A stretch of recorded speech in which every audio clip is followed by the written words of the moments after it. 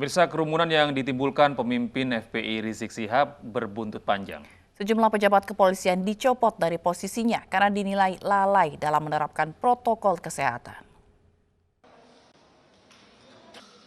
Membludaknya kerumunan massa yang ditimbulkan Rizik Syihab berujung pencopotan terhadap sejumlah pejabat kepolisian. Kapolda Metro Jaya, Kapolda Jawa Barat, Kapolres Metro Jakarta Pusat, dan Kapolres Bogor dicopot karena dianggap lalai dalam menerapkan protokol kesehatan. Pencopotan ini berkaitan dengan kerumunan massa di Petamburan, Jakarta, dan Megamendung Bogor beberapa waktu lalu.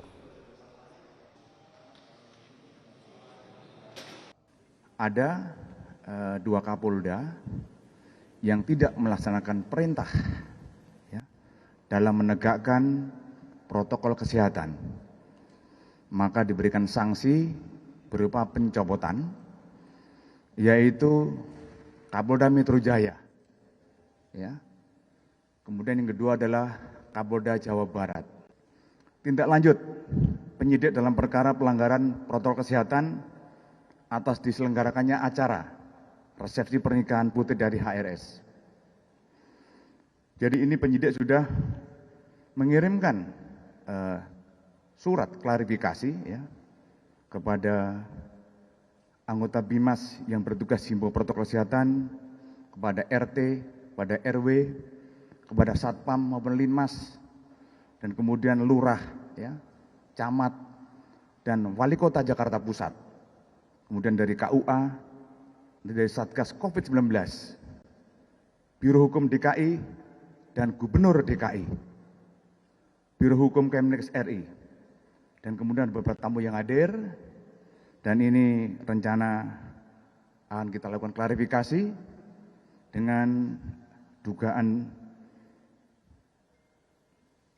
tindak pidana pasal 95 Undang-Undang Republik Indonesia nomor 6 tahun 2018 tentang Pejabat Polri yang dicopot imbas kerumunan adalah Kapolda Metro Jaya Irjen Nana Sujana yang digantikan oleh Kapolda Jawa Timur Irjen Pol Muhammad Fadil Imran.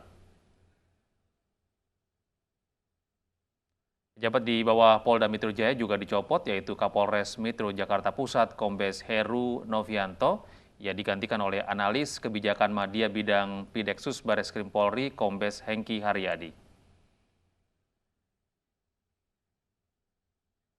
Lalu Kapolda Jawa Barat Irjen Rudi Sufahriyadi yang dicopot dan diganti Aslok Kapolri Irjen Pol Ahmad Doviri.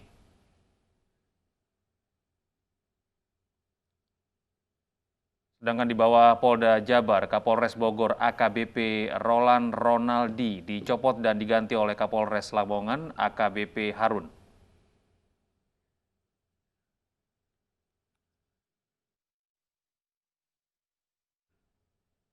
Menko Polhukam meminta agar aparat menindak tegas pelanggar protokol kesehatan. Di sisi lain, Gubernur DKI Jakarta Anies Baswedan mengaku sudah memberi surat peringatan terkait acara pernikahan anak Rizik Syihab yang digelar di tengah pandemi.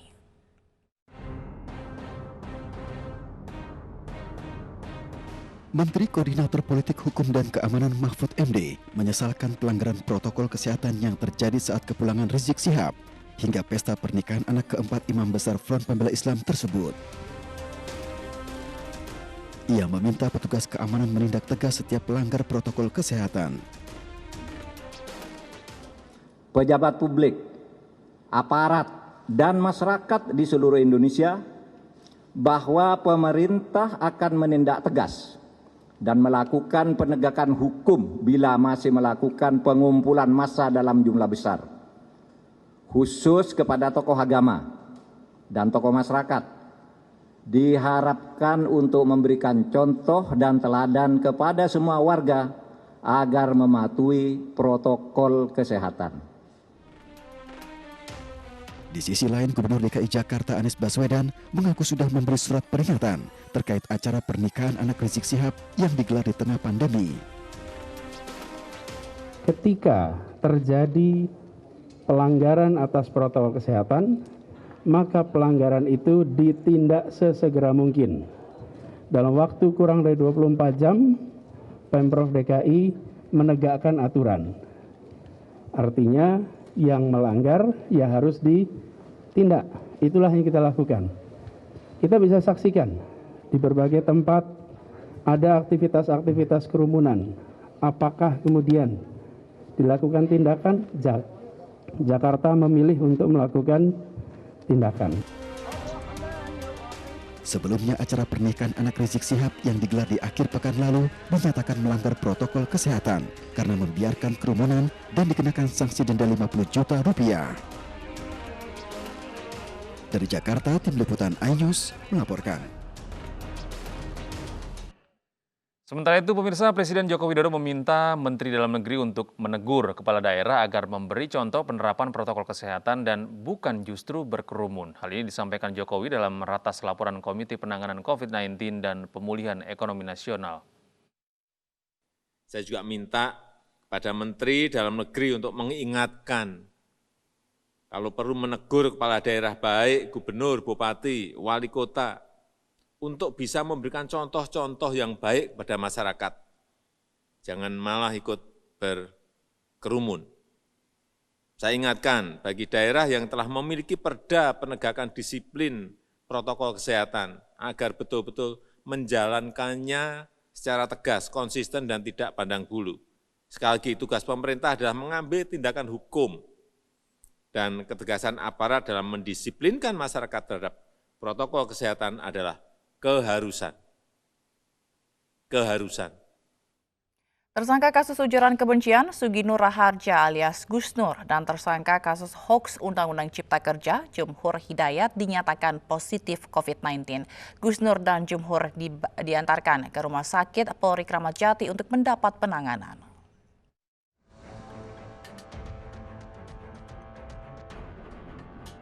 (48) dari 170 tahanan rutan Bareskrim Polri positif COVID-19.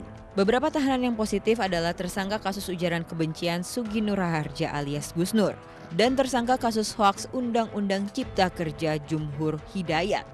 Mereka dinyatakan positif usai jalani swab test.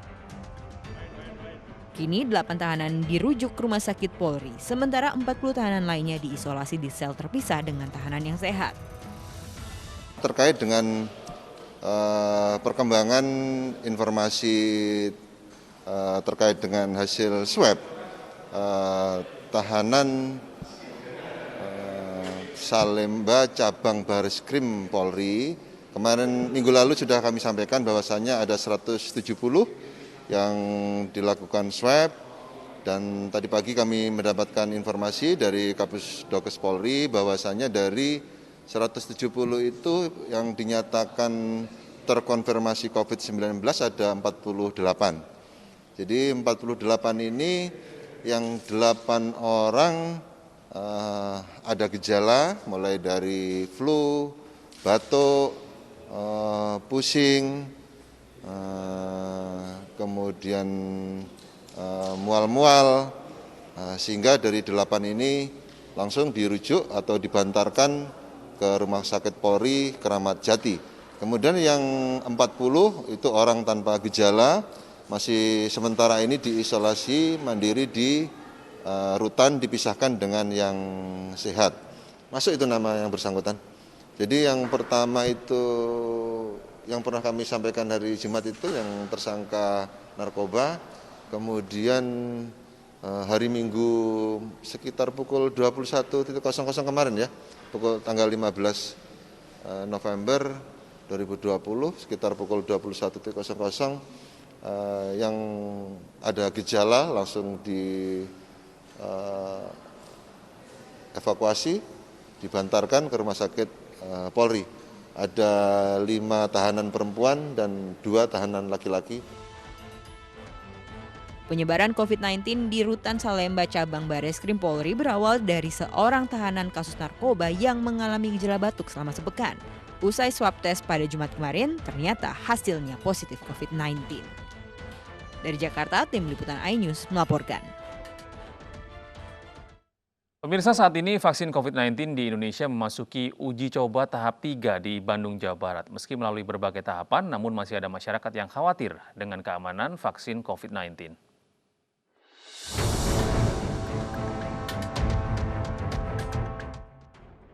Muncul kekhawatiran masyarakat terkait vaksin COVID-19 yang rencananya didistribusikan pada awal 2021. Sebagian khawatir dengan keamanan vaksin, sementara warga lainnya yakin dengan vaksin COVID-19. Kekhawatiran masyarakat sebenarnya dapat dijawab setelah mengetahui proses pembuatan vaksin COVID-19. Sebelum digunakan oleh masyarakat, vaksin COVID-19 telah diuji coba melalui berbagai tahap. Uji coba vaksin COVID-19 Sinovac tahap 1 dan tahap 2 telah dilakukan di Wuhan, Tiongkok. Pada uji coba tahap 1, vaksin COVID-19 diuji coba pada 125 hingga 600 orang.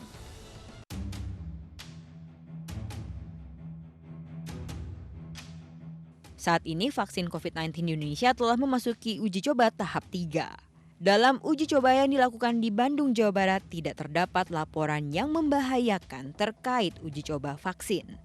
Setidaknya, lebih dari 1.590 orang menjadi relawan uji coba vaksin COVID-19.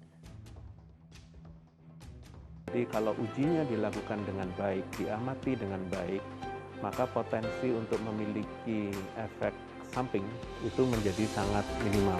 Dan bisa saja bahwa risiko itu untuk adanya efek samping itu bisa saja ada, karena itu biasanya kejadiannya kecil. Karena apa? Karena di dalam uji klinisnya kita sudah menggunakan sejumlah masyarakat atau manusia yang dites dulu, dan itu kita amati betul. Efek positifnya dari vaksinasi itu jauh lebih besar daripada potensi efek samping, karena efek samping selalu diamati di dalam uji klinis dan selalu diamankan dari uji tersebut. Uji coba vaksin COVID-19 tahap 3 tidak hanya dilakukan di Indonesia saja, tetapi juga di beberapa negara lainnya. Nantinya, masing-masing negara akan melaporkan uji coba tahap ketiga hingga dapat dibandingkan hasil uji klinis. Selain dikawal BPOM, uji klinis vaksin COVID-19 juga dikawal oleh Badan Kesehatan Dunia (WHO). Tim Liputan iNews melaporkan.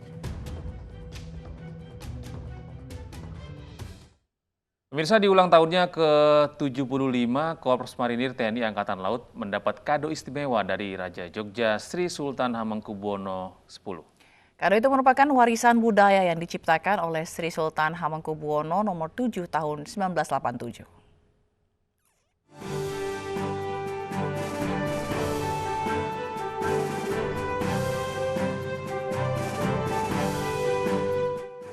Tidak seperti tahun-tahun sebelumnya yang penuh atraksi militer, upacara peringatan Hari Jadi Korps Marinir TNI Angkatan Laut tahun ini digelar secara sederhana. Dengan mengedepankan protokol kesehatan, upacara yang digelar di Markas Komando Korps Marinir Kutang, Jakarta Pusat, Senin pagi, hanya diikuti beberapa personel di lapangan, selebihnya mengikuti upacara secara virtual. Kepala Staf Angkatan Laut Laksamana TNI Yudo Margono yang menjadi inspektur upacara berpesan agar prajurit petarung marinir tetap mengedepankan sikap rendah hati, humanis, dan tidak lekas puas dengan pencapaian hasil. Di saat kedaulatan negara ini terancam, marinir hadir. Di saat situasi tak terkendali, marinir hadir menengahi. Jadi wajar saja apabila di dalam benak rakyat dan pemimpin bangsa ini, apabila negara ini dalam ancaman, satu jawabannya, kerahkan marinir. Ulang tahun ke-75 Korps Marinir semakin bermakna tatkala Sri Sultan Hamengkubuwono X memberikan sebuah kado istimewa berupa gending Gati Marinir, yaitu gending atau lagu yang menjadi warisan budaya Keraton Yogyakarta ciptaan Sri Sultan Hamengkubuwono VII tahun 1887. Secara simbolis, gending Gati Marinir diterima oleh Komandan Korps Marinir Majen TNI Marinir Suhartono. Semoga pengabdiannya, kesederhanaannya, rasa kejuangannya menjadi kekuatan baru di dalam kita mengabdi bagi keutuhan kesatuan Republik Indonesia. Gending Gati Marinir diharapkan bisa menjadi simbol pencerahan dan bagian kekuatan Indonesia. Dari Jakarta, Disa Amora, Rian Syah Wahyudi, Roma Ramadona, iNews melaporkan. Pemirsa, sukses menggebrak jagat animasi sejak awal penayangannya pada Oktober 2020, serial animasi superhero Bima S tayang pertama kalinya secara eksklusif dalam format video on demand di layanan streaming over the top Vision Plus. Ya, keseruan nonton Bima S di Vision Plus bakal lebih lengkap karena tidak akan diganggu dengan jeda pariwara.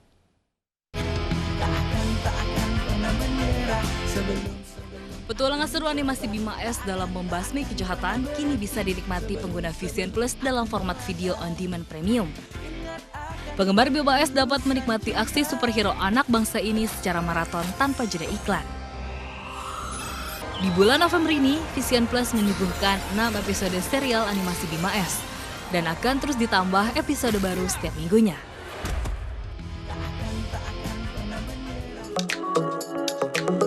Vision Plus juga memudahkan para penggunanya dengan kecanggihan fitur, sehingga penonton bisa mengakses Vision Plus di mana saja dan kapan saja. Selain itu, penonton juga bisa menikmati fitur video on demand. Jangan khawatir, dengan fitur Catch Up, Vision Plus menyediakan semua film-film di atas dalam format on demand yang bisa diakses maksimal selama 7 hari setelah penayangan. Nantinya Vision Plus juga akan menayangkan 13 episode superhero Bima S yang merupakan rangkaian dari satu season pertama serial animasi buatan MNC Animation ini. Tim Liputan iNews melaporkan.